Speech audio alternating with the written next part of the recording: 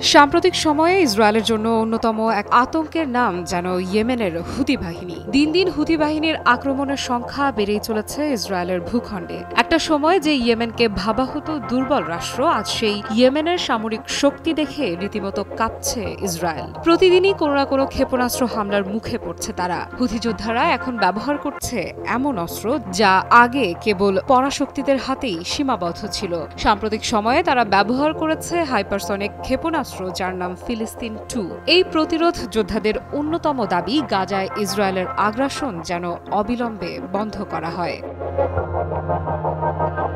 এই প্রেক্ষাপটে আবারও ইসরায়েলকে লক্ষ্য করে ব্যালিস্টিক ক্ষেপণাস্ত্র হামলা চালিয়েছে ইয়েমেনের হুথি যোদ্ধারা। ৫ আগস্ট ইয়েমেন থেকে ছোড়া একটি ব্যালিস্টিক ক্ষেপণাস্ত্র প্রতিহত করার দাবি করেছে ইসরায়েলি প্রতিরক্ষা বাহিনী IDF। তুরস্ক ভিত্তিক সংবাদ মাধ্যম আনাদুলুর খবরে বলা হয়, এই হামলার ঘটনায় কোনো হতাহতের খবর পাওয়া যায়নি। ইসরায়েলের জরুরি সেবাদানকারী সংস্থা ম্যাগেন ডেভিড অ্যাডাম অ্যাম্বুলেন্স সার্ভিসও জানায়, হামলা প্রতিহত হওয়ার পর পরিস্থিতি নিয়ন্ত্রণে রয়েছে।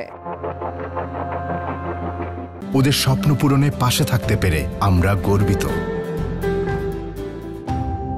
হোম ফ্রন্ট কমান্ড জানায়, যেসব এলাকায় সাইরেন বেজেছে সেসব এলাকার বাসিন্দাদের আশ্রয়স্থল ছেড়ে স্বাভাবিকভাবে চলাচলের অনুমতি দেয়া হয়েছে। অর্থাৎ এই হামলা ইসরায়েলের প্রতিরক্ষা প্রযুক্তি দ্বারা সাময়িকভাবে ঠেকানো সম্ভব হলেও আতঙ্ক কাটেনি। এর ঠিক আগের দিন হুথি বাহিনী আরও এক দফা হামলার দাবি করে। একটি সংক্ষিপ্ত টেলিভিশন ভাষণে গোষ্ঠীটির সামরিক মুখপাত্র ব্রিগেডিয়ার জেনারেল ইয়াহিয়া সারি জানান, তারা ইহুদি শত্রুদের সামরিক অবস্থানে 3টি ড্রোন হামলা চালিয়েছে।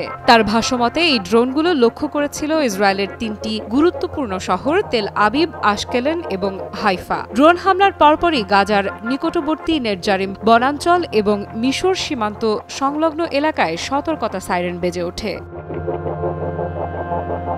ইসরায়েলের সামরিক বাহিনী জানায়, 3টি ড্রোনের মধ্যে একটি তারা ভূপাতিত করতে সক্ষম হয়েছে। তবে বাকি 2টির বিষয়ে এখনও কোনো বিবৃতি আসেনি তেল আবিবের পক্ষ থেকে। এই ধারাবাহিক আক্রমণ প্রমাণ করে ইয়েমেনের হুথি যোদ্ধারা এখন আর শুধু অঞ্চলের বিদ্রোহী গোষ্ঠী নয়, বরং তারা হয়ে উঠেছে এক আঞ্চলিক সামরিক শক্তি যারা ইসরায়েলের নিরাপত্তার জন্য বাস্তব হুমকি তৈরি করছে। আর এই পরিস্থিতি চলতে থাকলে ইসরায়েলের সামনে গাজা ও লেবাননের সীমান্ত ছাড়াও নতুন করে ইয়েমেন ফ্রন্টকেও সমান গুরুত্ব দিয়ে বিবেচনা করতে হতে পারে।